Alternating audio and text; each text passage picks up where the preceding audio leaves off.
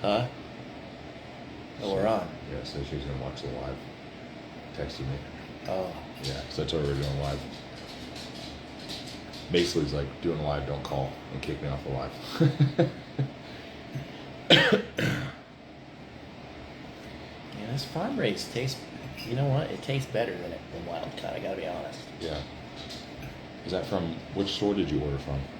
Kroger. Was it? They got all the nice chemicals in it to make it taste good. It's probably comparable to what's in Florida. I don't know what stores you guys have. Oh, the store? Yeah. Publix. Yeah. This is the main one. Publix is expensive. We have Kroger. Do you? Mm-hmm. I know Kroger has some other stores out west. I think King Super. Is that? Yeah. That's the same. That's what I had in Colorado, King Super. I think that's the same chain. I could be wrong though. We're getting some people on, so we'll just do. I wish I could do a title on there. Is there any way to do that? Let's do Q&A. Ask questions. If anybody has questions, yeah, that's what we're here for. Like which hair products Matt uses. No. Nizzerol. Rogaine. Brought to you by Nizzerol. Nizzerol. Minoxidil. 1%. Yeah. Ketoconazole. Yeah. I want to get the. Have you seen where they remove it all from here and implant it one by one? Is it a plug? Or is it different? I think it's like a newer version of hair plugs. Yeah. Huh. I don't know what they call it. Hi, Michelle. Says, what up, gents? Hello, sir. Michelle.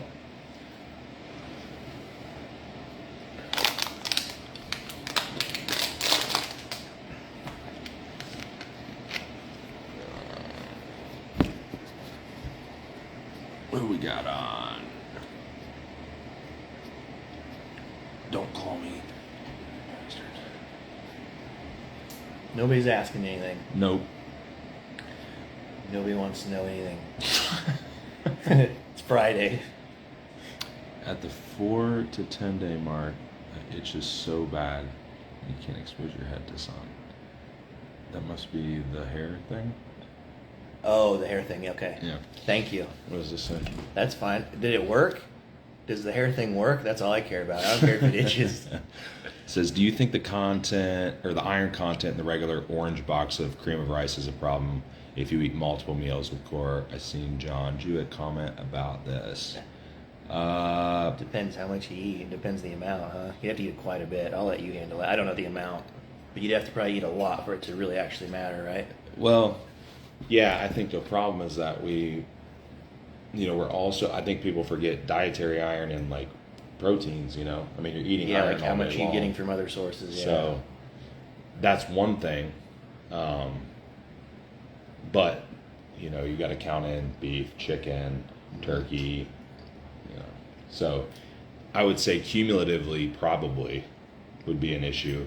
You can I know people do like the rice and grinds and stuff like that, but if you want to go like super budget, it's just granulated rice. Get you a food processor, throw some jasmine rice in there and grind that shit up. Yeah. That's always an option. I've never done it. Works the same. Yeah. But you got to get it really. Well, why would somebody? When would somebody be too concerned with? When would you can say iron is too high? Like when are you concerned? Like when would someone know? You have to test it. Well, I know, but you just test iron and ferritin. You test iron and ferritin mainly. You could test iron binding capacity. Yeah, but do you have like a number in mind where you're like, holy fuck, that's way too high? Well, what's the cushion on that? Range. You're pretty picky on that? Yeah, I mean, high end of range is fine, and also look at vitamin C intake because that will bump. I mean, it bumps absorption a lot. I've had clients where I actually had a client. This was probably about a year ago, and he was taking ester C because it was like cold season. He didn't want to get sick, whatever. Yeah. And I'm like, man, your iron level's really high, and it wasn't intaking a lot. And he took the ester C out, and his iron dropped by like 30%. Wow. So it was drastic. So I suppose it could make a pretty big difference. Pretty big difference. Yeah.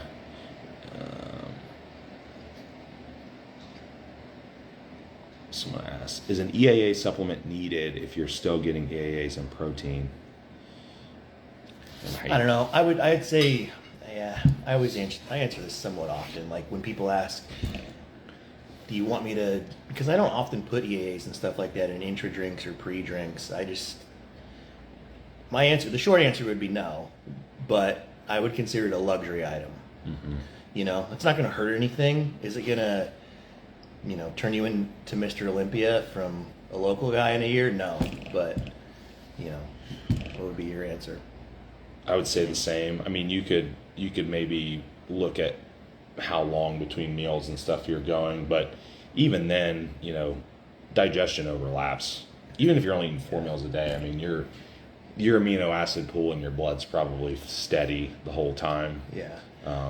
One time I do like to use EAAs. I use them with vegans or vegetarians. Yeah. Quite a bit. Yep. I'll sprinkle some in with some meals. Just Yeah. because I figure it makes sense. Yep. You get a better amino profile because Yeah. you can make complete proteins from plant sources, but you're just not getting a very much leucine and Yeah.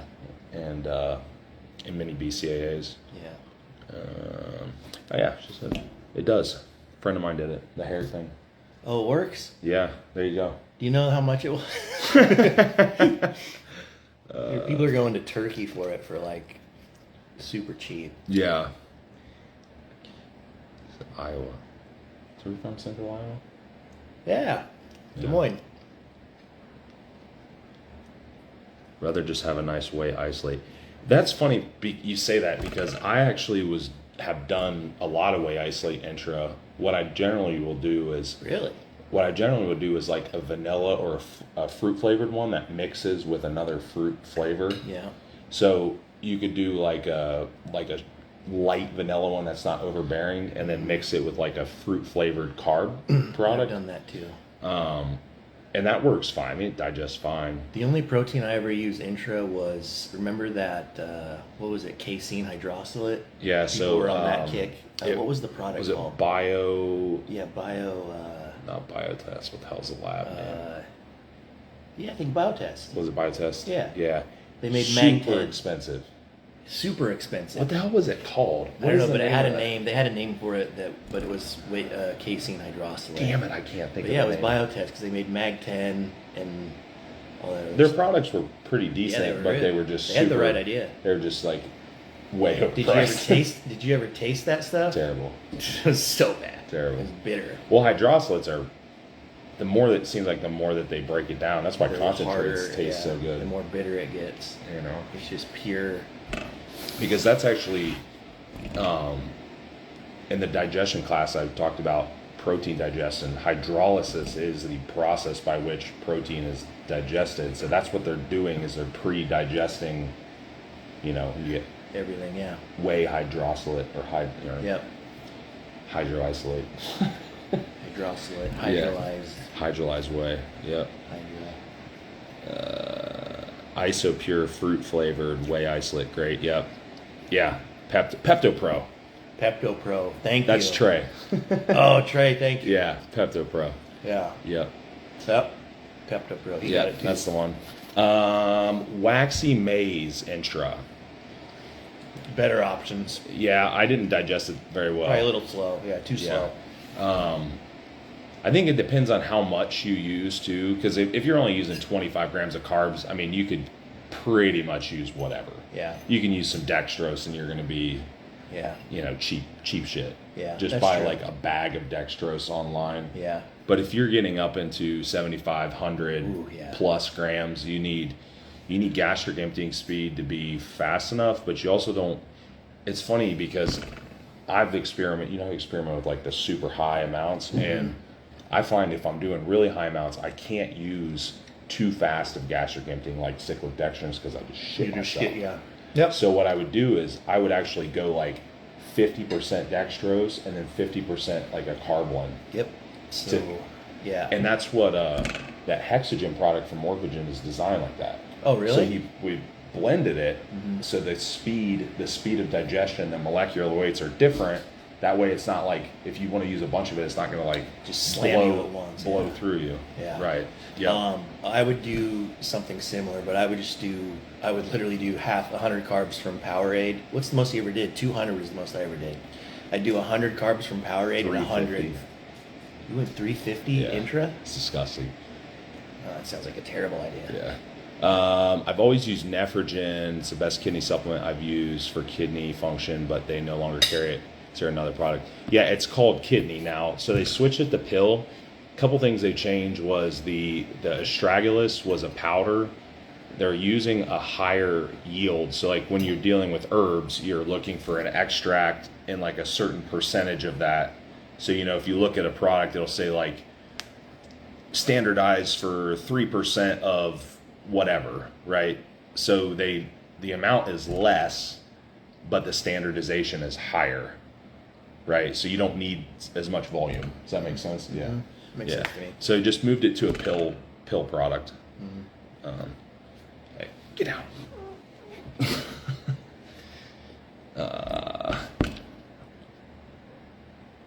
Yeah, like Cody said there, it's just reformulated. Yep, they just use different extracts. The other ingredients are pretty similar, but they changed that astragalus up a little bit. They changed that one, the joint product. If you look at all the rebrand, the names are like joint, kidney, omega, so. Which really is a pretty good idea. Because people don't know what. Yeah.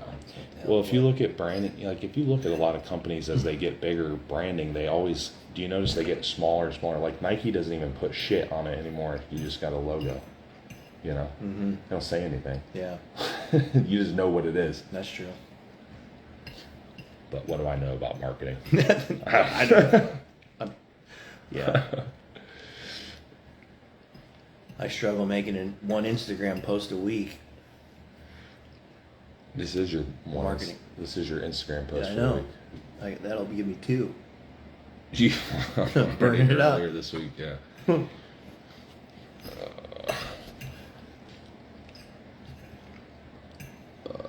Let's see. And you guys can put questions in the little question box in the. Those Isopure ones in the glass bottle, remember? Mm-hmm. Oh yeah. They had to. Those did not agree well with me.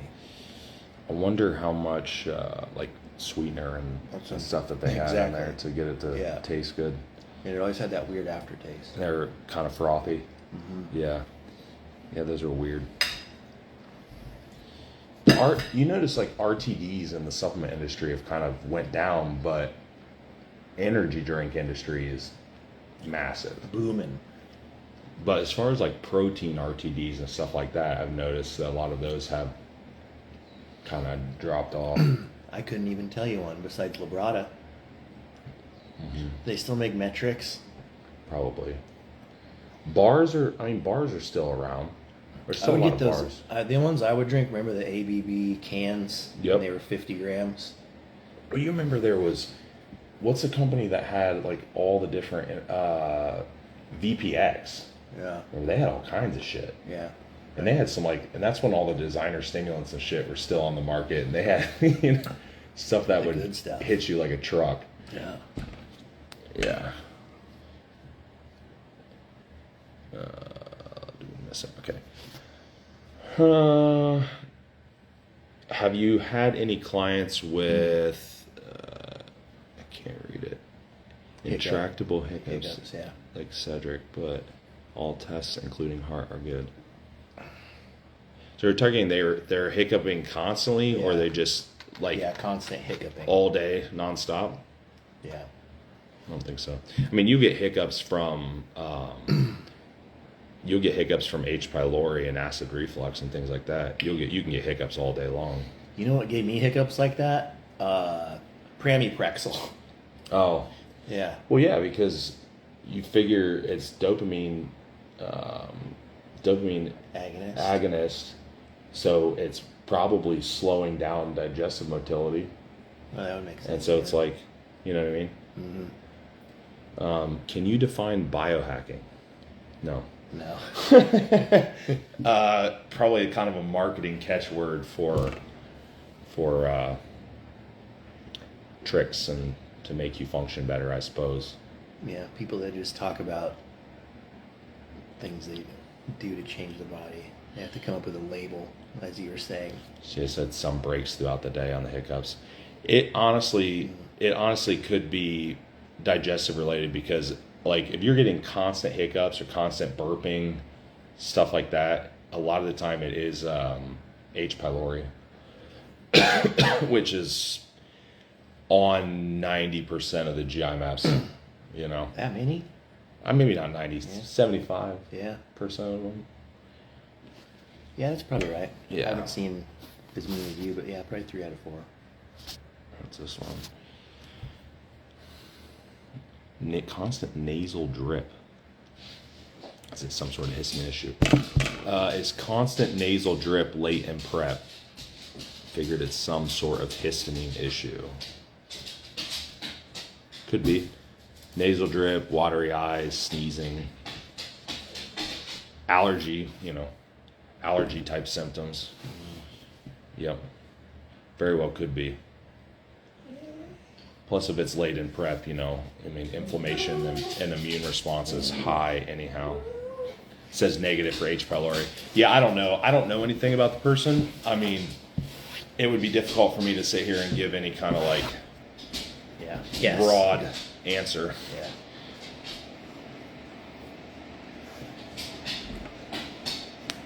Hi, Haas.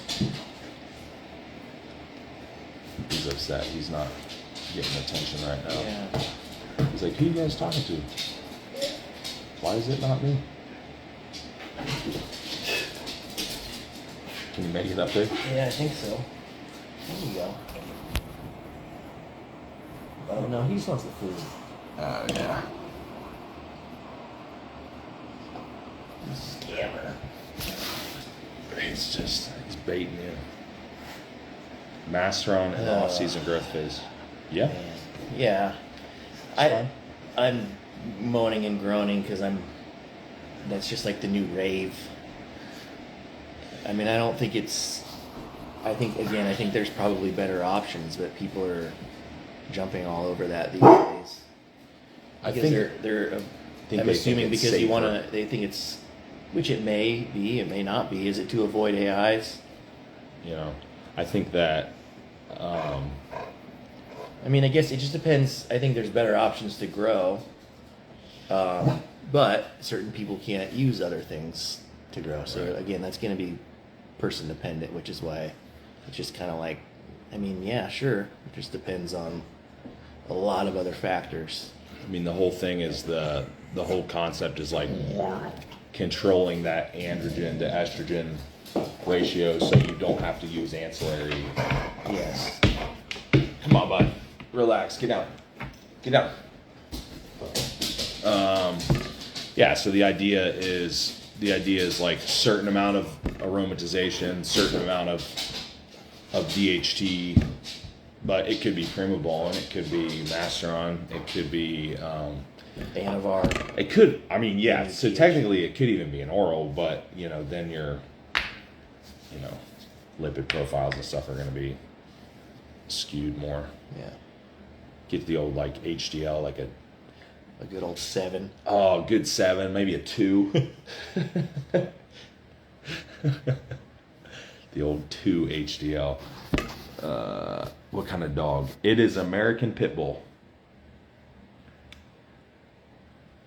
He is rotten. Let's see. Any idea what? Oh, we already asked that. Yeah. Oh, no, different question.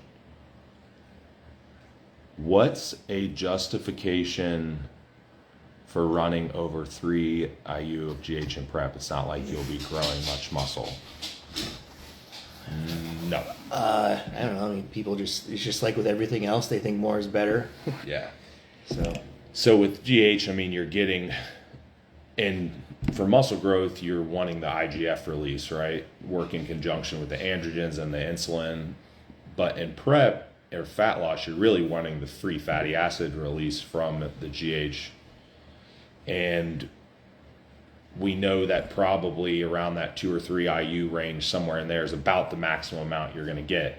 So unless you are fasted for long periods of time and you're able to dose it multiple times, there's probably not really a benefit. Makes you fuller.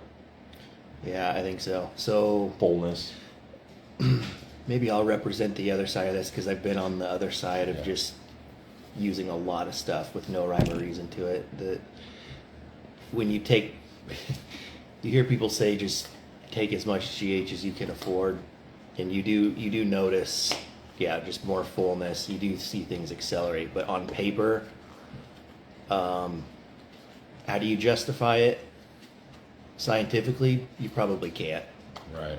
It's just a thing that people are, guys are doing on their own, anecdotally. You notice that, but you also notice that the fullness chasers sometimes miss in the conditioning category sometimes, Yeah. And Sometimes, yeah. I think people forget too, like when you're looking at high national level and pro level, the size that is required they reward size. Mm-hmm. You got to be peeled, but if you have someone that's substantially bigger, he's probably still going to beat you, even if he's softer. It's hard to overcome, yeah. If the Yeah. size difference is that much, it's hard for a human to. Right. It's not like a local show where if you just show up peeled, you're probably, going to win. Yeah. Right. Because you're the only one. Right. Yeah. It's just getting guys that big, their conditioning close enough to. But a lot of these guys have both. Look, generics versus We pharma. just talked about that. They need to switch. He said Justin Harris claims as long as it's legitimate GH. There you go. 100% correct. Right. The problem with that is they need to rename. People need to stop using the term generic as if it's generic is still a pharmaceutical drug if you think about it. But in our terms, in our language, they just need to change the term GH generic to UGL. It's just like the gear that people are using. It's just the wrong term. It's not necessarily generic. It's just finding an underground lab that makes GH that is GH. That's all that matters. Right. And now there's so many ways to do HPLC testing and do like JanoCheck and all these places that can check potency, that I don't really see why, because the amino acid sequence is the same. Right. It's all the same. So as long as it's potent, and if anything, a lot of the generics overdose their shit, you know. So yeah. On Do you purpose. trust IGF from peptide companies, or is Increlex the only real one? I don't really know. This is coming from a guy I've used IGF from peptide companies, and I noticed nothing. Yeah. But I've also never used Increlex, and I don't know anybody, and I've been around pretty much everybody at the highest levels of bodybuilding, and I don't know any that personally that used it. I've heard stories of guys that have used it, but nobody personally. Yeah. I don't know anyone. Yeah, people talk about it. It's like the unicorn that everybody's after, and they think that maybe that's what they're doing, and I don't know anybody that's used it. I think a lot of people would be disappointed if they knew. If they knew what they're doing, they would be very disappointed. Yeah. Now that's not to say that there aren't dudes like really pushing. Oh, 100%. the There's envelope. both. Yeah. But there's also some really good guys that aren't. Yeah. Man, what a heartbreaker that is. Yeah. Yeah. I mean, I know several personally that are like that. It's just fucking freaks of nature. Dude. Do you know? You probably know local guy here, Balzano, Brian. Yes. Yeah, he's like that. Absolute. In I terms can of see like that. response to everything, Yeah. it's just like, what the fuck? Well, because he turned pro in 2 shows, right? Or something? He was one of those. Anybody that turns pro in 2 shows is that, As long as they're not like a bantam, Right. Then it does. But- Yeah. Yeah, good point. But outside of that, Light, heavy, and up. yeah, it's wild. That is wild. And there's plenty of them that don't train hard, that don't, or not hard in the And it terms doesn't that we're even matter. talking. As long as they're just spending time training and following some kind of diet, the longer they do it, they just keep getting better. And I don't even think that they get better at a faster rate, even doing things right until they reach a certain point. You know, like they can And do then they whatever have they to, want, and then it'll kind of plateau out. You see that happen. But you also see that's where a lot of them just stop Yeah. getting better. You know, they get into that high level and then they just stop progressing because they've never had to do anything. Yeah. Then they're like, "Fuck this." They're like, "Oh shit, I got to be meticulous now." Yeah. You know. Yeah. That's for you. When are you having your live with Corey? I already did that one actually. So I did that a couple weeks, or might have been a week ago. It was really good live, but unfortunately what happened was I recorded, or we did it, and then I went to repost it and my IG just froze and shut off and I couldn't repost it. God. So it was a really good live actually. So I'm kind of bummed that it didn't. I couldn't repost it. Sorry about that. Might have to do another one. Yeah, we did it on. It was one evening. I think it might have been a Friday or something. I can't remember for sure. So I tried to recover it, but no luck. Unfortunately, it was Corey Hageman. Yeah. We talked about like psychology mainly. Oh. It was good. It was a good live. It was really good. And then What is their background? I think she's a nursing student, and I don't know what the psychology background is, but it was cool because we were talking about the difference between coaching like a type A personality and then like a type B person that's kind of more loosey goosey and you know, goes with the flow, and how the difficulties of working with both. So that was cool. You know, some people don't even Just coach know. everyone the same. Yeah. Yeah. Not Or they really. don't even know what type of personality that their client is. You know, they don't know anything about them. I don't think it's difficult to figure it out. No, I know.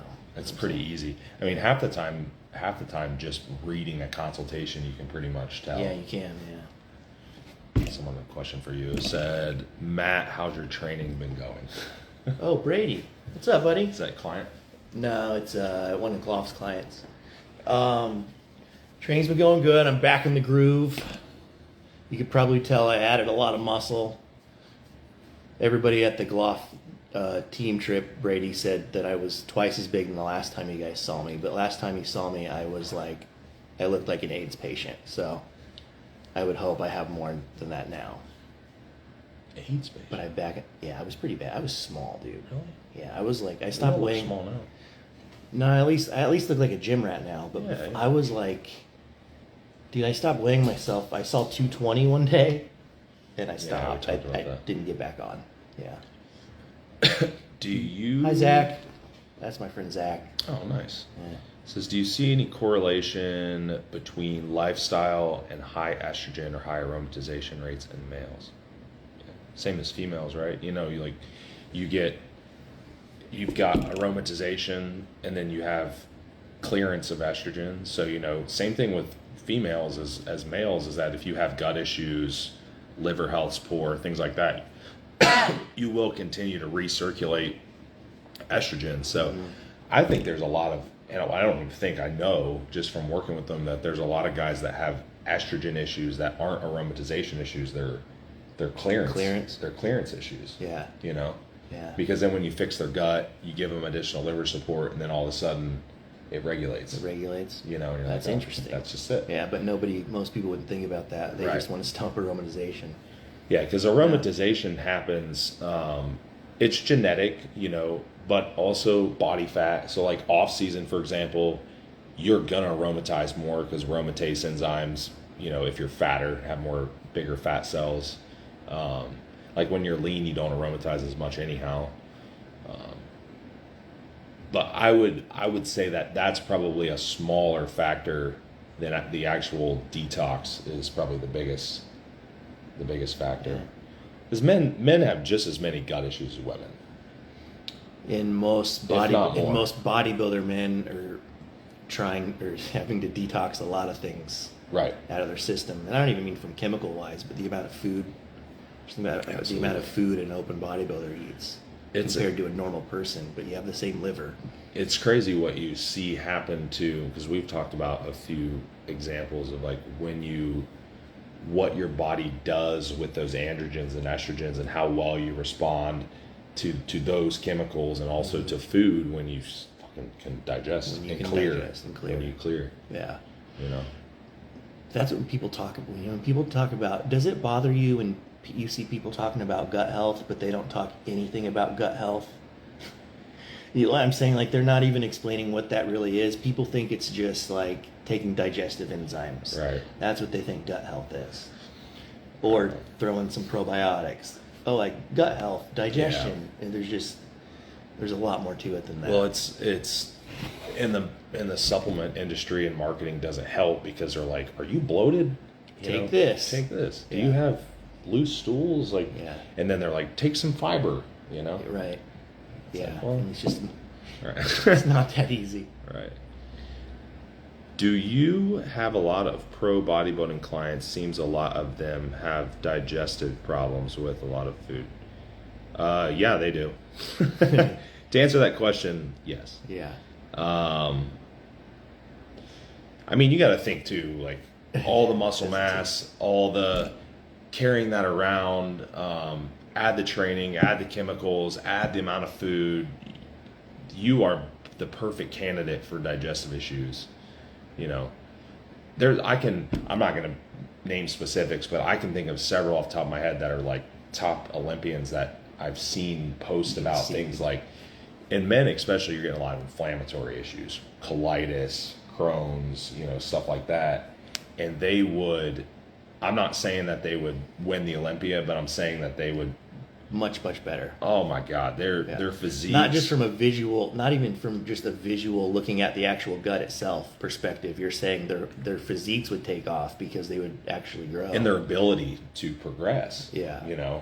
Because they're just so tapped out, like they can't digest anything. They're not detoxing androgens and estrogens, and then so what are people doing when those types of people aren't growing? What's the first thing you're going to do? You're going to pile in more food, right? More food, more drugs, more androgens. More training, like, more. When sometimes you need to say, let's stop and look at the whole picture and let's see why maybe we're not, nothing's happening or regressing even. Yeah. I know there's a lot of them. Yeah. I don't know. I bet you it's at least a third of them have a digestive issue. Oh, I think way more than that. Probably, I'm being generous. Yeah, you're being generous. I'm talking like a very pronounced. Dude, when was the last time you got a client, a big guy, Never. or talk to any big guy, especially in the off season? I'm a perfect example. I just thought IBS was normal. I think you personally you probably can't remember this because you were never like that, or were you? What's that? All think it was normal. You just never took care of anything. Most bodybuilders don't take care of themselves. I mean, I've had my own gut issues. Like this person asks, "Is there a way to prevent it when these gut issues and clearance issues when pushing high food?" Really good question. And I will tell you that there are definitely ways to help, but they say that is pulling back helpful. That is part of the help. That is part of that process. We talk like mini cuts and cleanup phases. Mm-hmm. Those are just as important for clearing inflammation and taking some tension off your gut than they are for body fat. Mm-hmm. But other ways to prevent it is supporting your gut lining through things like glutamine and zinc carnosine, like food selection.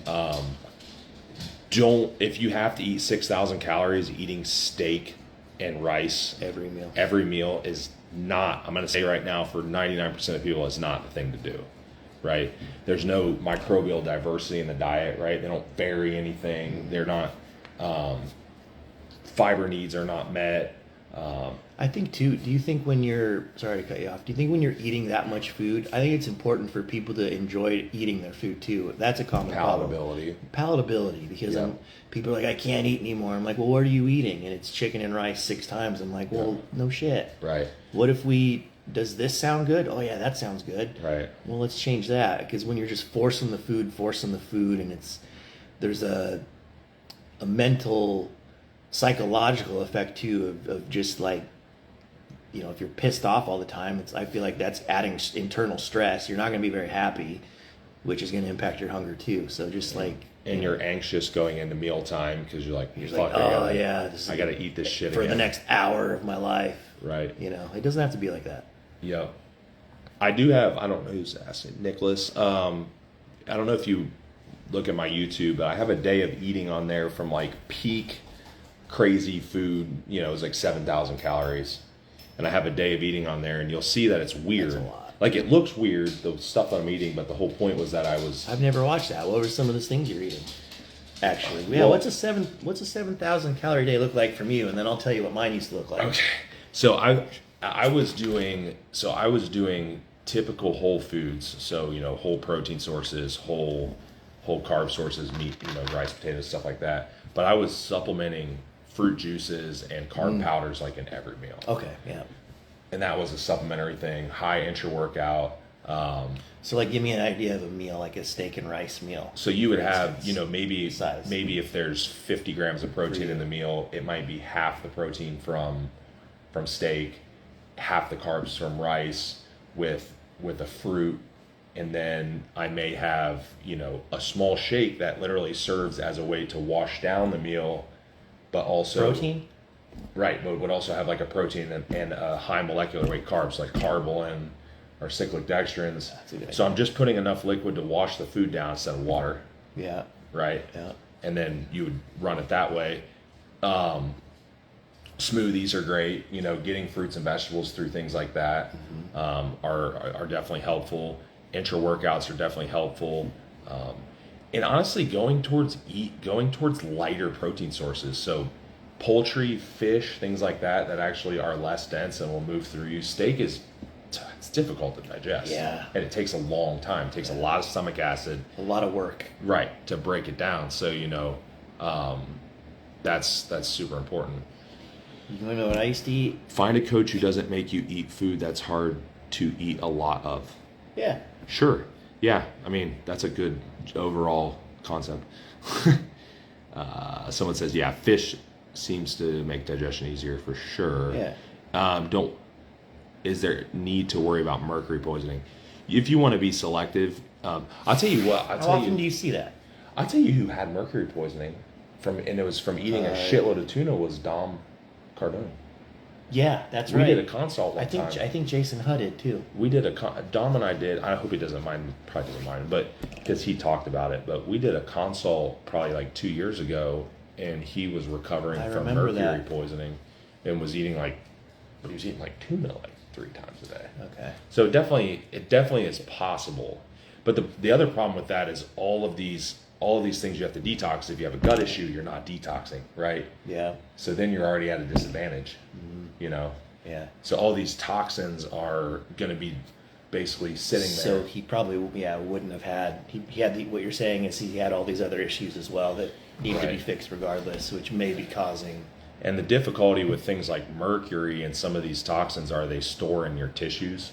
So it takes a long time to get them out. Okay. That's why when they can do things like hair testing and stuff to see how long is it, how long has it been there. What is the estimate of the average time male can push high food until Male bodybuilder can push. No idea. It's impossible to give like time frames because people are so different, man. It could be depends on your body composition. Could be a year. And Brett Wilkins. Right. Brett Wilkins, an example. You just give him food, and he doesn't have diet breaks. His diet breaks are prep. Yeah. But what about people who are in prep and need to follow a strict meal plan? What are they asking? I think the food variety, giving them food that they like. You can still, unless you're eating like 1,500 calories a day, you can still have food variety. And even if you're doing that, that's going to be for such a short duration of time. Yeah. For example, my preps, great example. I'm getting down to like 1,500 calories, but it's not for 20 weeks.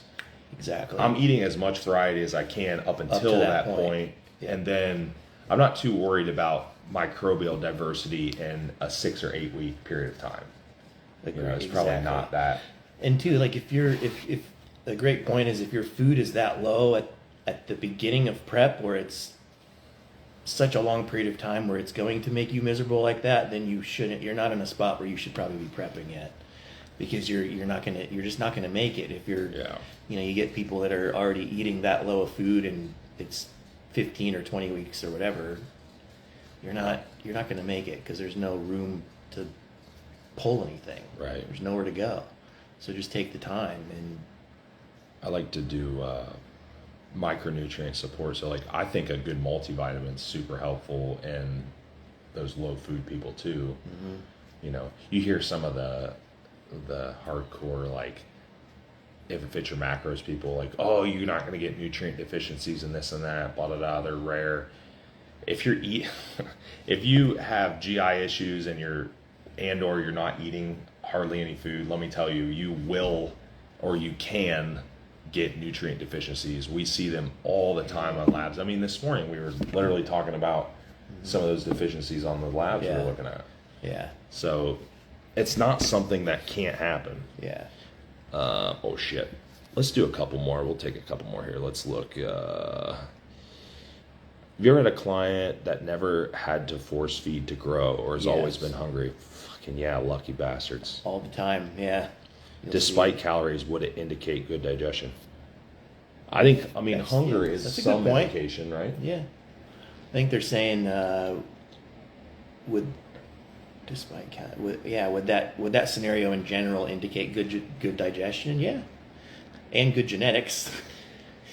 Yeah, I mean, there's people... there's people that, we see them all the time that eat licorice and no protein and lift weights and explode. I mean... And I've had guys that come in with GI issues and things who are like, I'm full on 2,800 calories and I'm like 240 pounds. I'm like, well, you shouldn't be. Big, yeah. You know what I mean? Yeah. You're right. And then you're super pumped up because you're like, wow, this person's going to be incredible.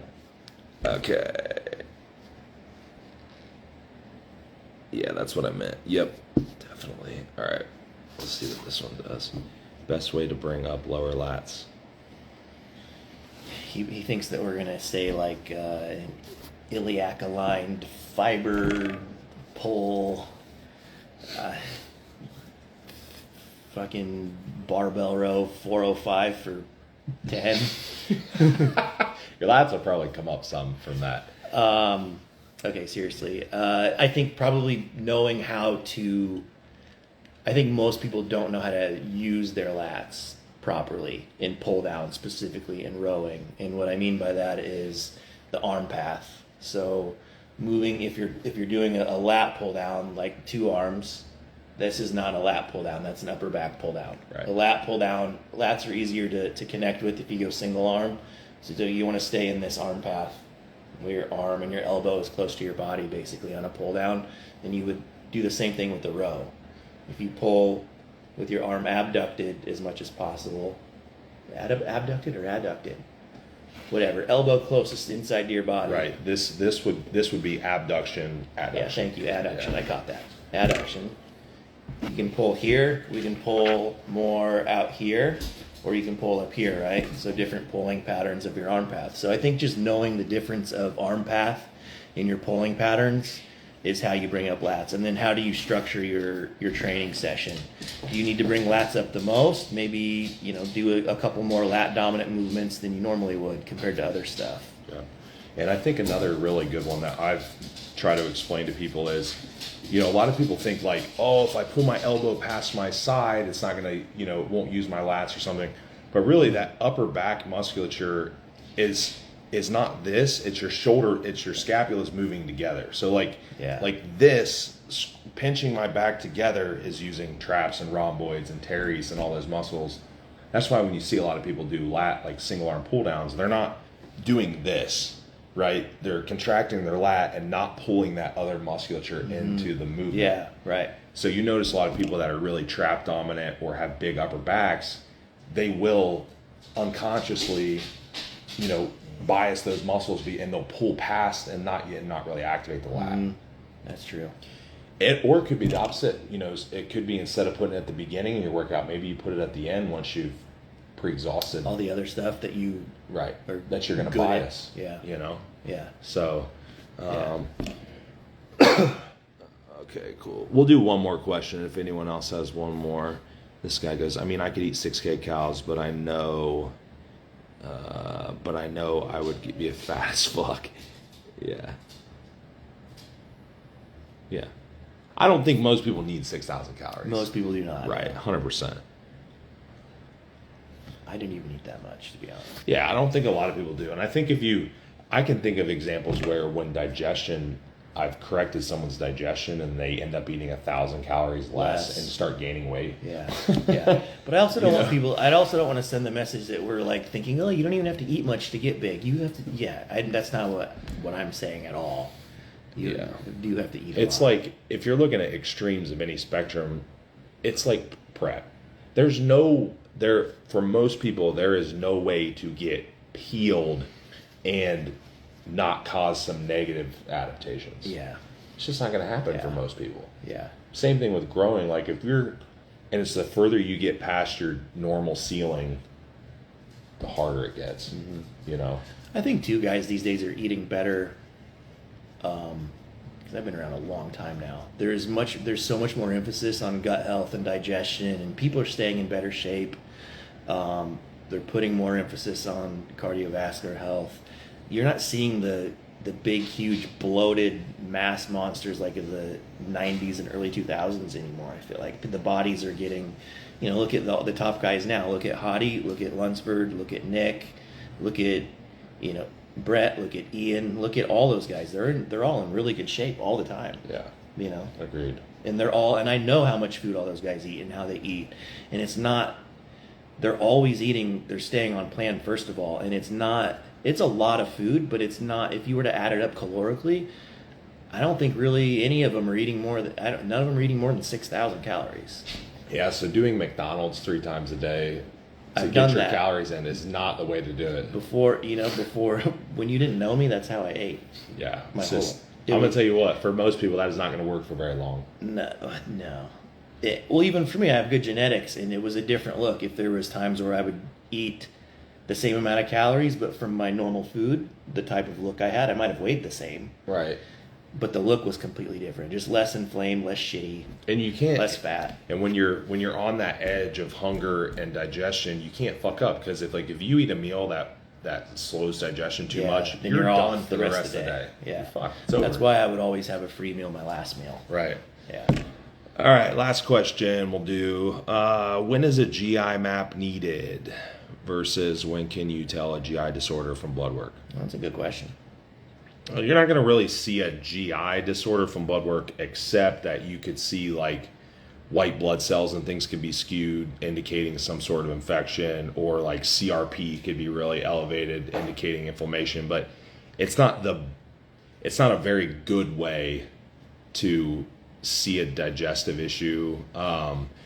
Though there's plenty of cases like where you get a case that comes in, and I'm not going to say like spend $300 on a GI map, because like I can see 400.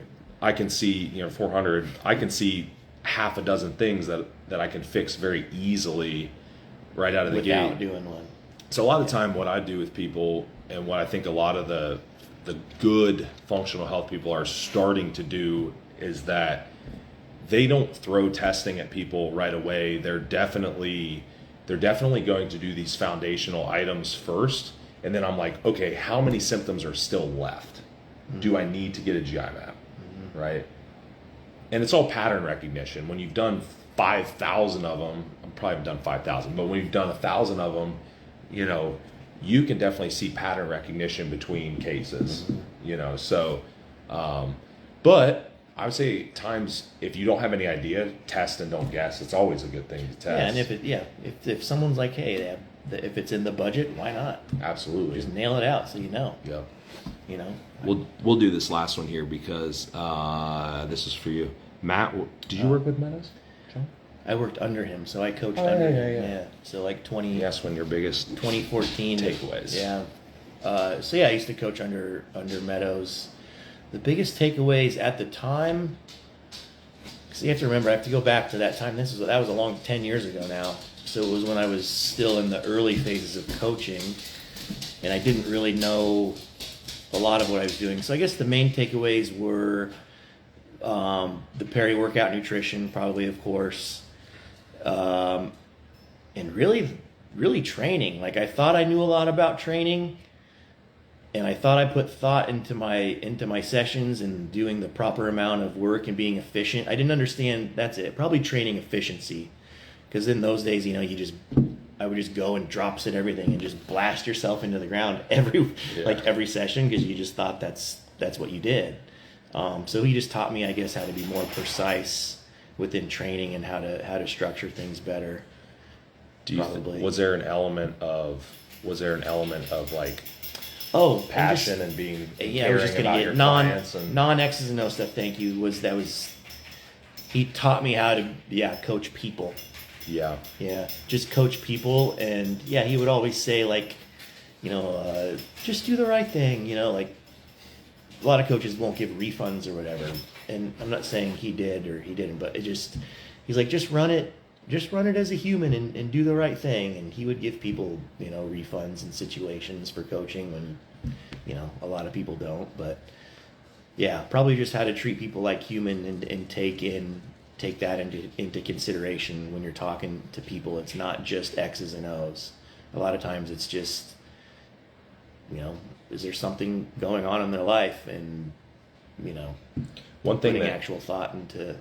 I noticed he did a lot was, one thing I noticed he did a lot, which we've talked about, and I think he did it just out of pure his nature, was like taking those things into account. It's like when you write a training program or you write a program and someone legitimately has some kind of obstacle or something in their life that is preventative. Yeah. He didn't get bent out of shape about it. He's like, okay, we'll change it. We'll just fix it. Instead of saying you have to do it this way. Right. Yeah. And then you can apply that principle to just everything, you know, everything that we do. And then you can take it a step further and look at those personalities and look at, like, why are these people like this? Like, how do we coach these people? I don't think that he meant it. I think that it was just his nature. Yes. And he did it by default because it was what was natural to him. Yeah. Well, which makes sense, because he came up at a time where, at that time, we just did things, like when I'm talking about the training, when it came to food, you just did things because that's how you did things. There was no really thought about it other than that. So he kind of like pioneered that. Started getting outside of that box. Let me meet you where you're at. What are the issues that you have? And let's just take it a step further from there. And then let's develop new habits here, and let's see how that goes. And then we can, you know, tinker with something over here to step it up a notch, and let's see how that goes. Right. And there was so many little things built in, like, oh, we can train rear delts before we train this, or like, you know, like there was all those little things, but all that really was him just basically like, okay, this person's different than the other person, and it's okay to break the rules. Leg curling before squats, right? Whatever, you know, anything. People back in the day, like, oh my, that's insane. But, right, anything like that. Yeah. So, he got out of it. You're right. It's hard to remember because it's been so long now. Did you know he came and trained here? Did you ever see that video? He trained at the bar? I did see that. So a funny story. I'll close it out with that. So a lot of people probably don't know this. So he came and trained, and it was 2020, COVID, right? Everything was closed. And he was probably going to like it was like the Lifetime or whatever he was at. Yeah. So I was talking to him, and he's like, hey, come out and train at the barn gym, whatever. It's like, of course, right? So he came out, and and you'll see it when we go over there. There's like a lot around the back, and he parked there, and it was like the Mercedes or whatever they drove, and he left it unlocked and shit. And the cop was like, thought the car was stolen or there was drugs in the car or something like that, and he came out and was talking to us in the gym trying to figure out whose car it was, because there's 1,500 people in the town. So this cop's seen every car. Yeah. You know. Who's this? And it was fun. And it was funny. Like, and it's who is this? Yeah. And why is this car? He was parked somewhere he shouldn't have been. Yeah. But that was a really funny story. And probably expecting to get one thing, and then out comes John Meadows, and that is not what he was expecting. And we joked, he's like, man, I'm going to have to come back. This was before he had the heart attack, before that. And then he's like, man, I have to come back. We should do a video of us doing like keg stands before a set of squats. Something stupid. Yeah, but he was serious. Oh, 100%. Yeah. Just for... Yeah. Because I wanted to do an Ultimate Warrior video. Yeah. I was like, man, I wish I had a chair out here. Yeah. That was the other thing about John. He was just original in every way. Like, he was original in every way. That's funny. Yeah. Cool, man. We'll wrap it up here. We got some good questions. Thanks everyone for tuning in. I'll repost this and tag you and all that. Cool. Thank you guys. Thanks.